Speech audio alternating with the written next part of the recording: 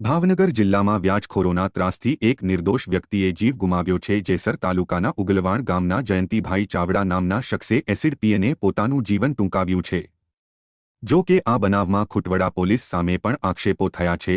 જેસર તાલુકાના ઉગલવાણ ગામના જયંતિભાઈ બચુભાઈ ચાવડા તેમના ગામના ગોબરભાઈ નકુમ પાસેથી વ્યાજે 50,000 2 વર્ષ પહેલા ઇટિયા ગામના જયસુખભાઈ અને રાજુભાઈ નામના શખ્સને 50,000 રૂપિયા 15% અપાવ્યા હતા।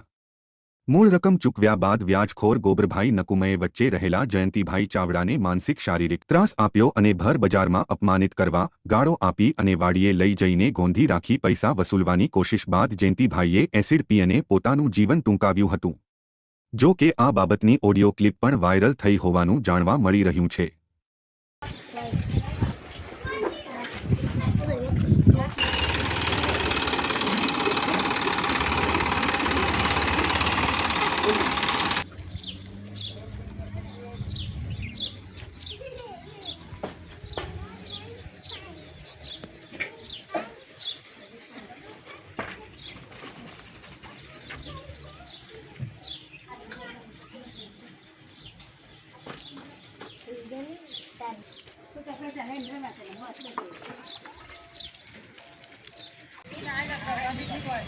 આવો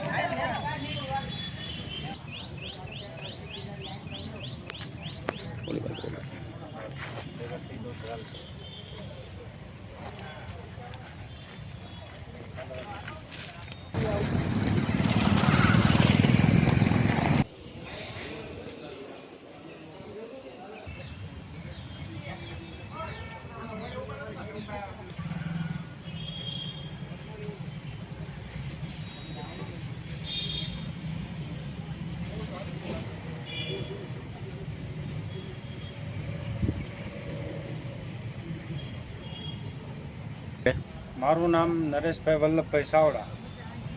મારો ભાઈ મારા મોટા બાપાનો દીકરો છે। એ ગામમાં ગોબરભાઈ ગીગાભાઈ નકુમ ના પૈસા લીધેલા હતા, એના દબાણથી એસિડ પી ગયેલા છે। અને 3 મહિના થા અમે પોલીસ સ્ટેશને જતા, અમારી કોઈ વાત સાંભળતું નહોતું। અને પછી અમે ભાવનગર, ગાંધીનગર અમે રજૂઆત કરેલી છે અને અમારી કોઈ ફરિયાદ કોઈ સાંભળતું નહોતું અત્યાર સુધી। મારું નામ ઉષાબેન જયંતિભાઈ, ઉગલવાડ ગામ, અટક ચાવડા। ગોબરભાઈ ગીગાભાઈને લીધે મારા ઘરવાળા એસડ પી ગયા। એની લીધે દબાણમાં મારા ઘરવાળા ઓફ થઈ ગયા છે। અમારે 3 બાળકો છે। અમે કોરાટે ગયા હતા, અમે 3 મહિના તમે થોડી છે, અમારી અરજી કોઈ દાખલ કરતું નથી। ગઈ તારીખ 11/3/2025ના રોજ જયંતિભાઈ બચુભાઈ ચાવડાએ આપઘાતનો પગલાં ભર્યો હતો, જેમાં પછી અકસ્માત મોત દાખલ કરી મોટાખોટા પોલીસ સ્ટેશન ખાતે તપાસ કરવામાં આવી હતી। આ તપાસમાં બધા સાહેદોના નિવેદન, આક્ષેપિતના નિવેદન અને મરણ જનારના PM કરાવી તમામના નિવેદન લીધા પછી જે મોબાઈલની રેકોર્ડિંગ્સ સામે આવી અને CDR તપાસ સામે આવી, એના ઉપરથી તારીખ 5/6/2025ના રોજ BNSની કલમ 108/351(2) મુજબ અને ગુજરાત મની લેન્ડિંગ લોના કલમ 5(1)40(42)A 42D મુજબ ગુનો દાખલ કરવામાં આવ્યો છે।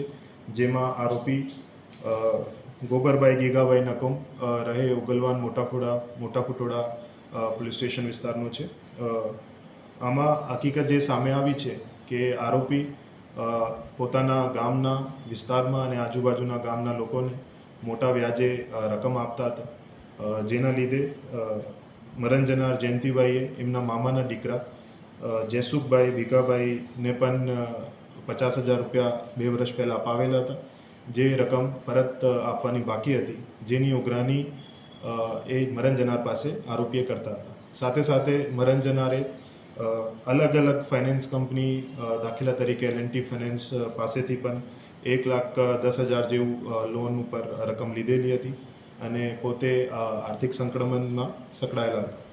તો એના લીધે અને આરોપીના વારંવાર ઉઘરાણીના કારણે એમને આ પગલાં ભર્યો એવું ફલિત થાય છે અને આરોપીની પણ ધરપકડ થઈ ગઈ છે.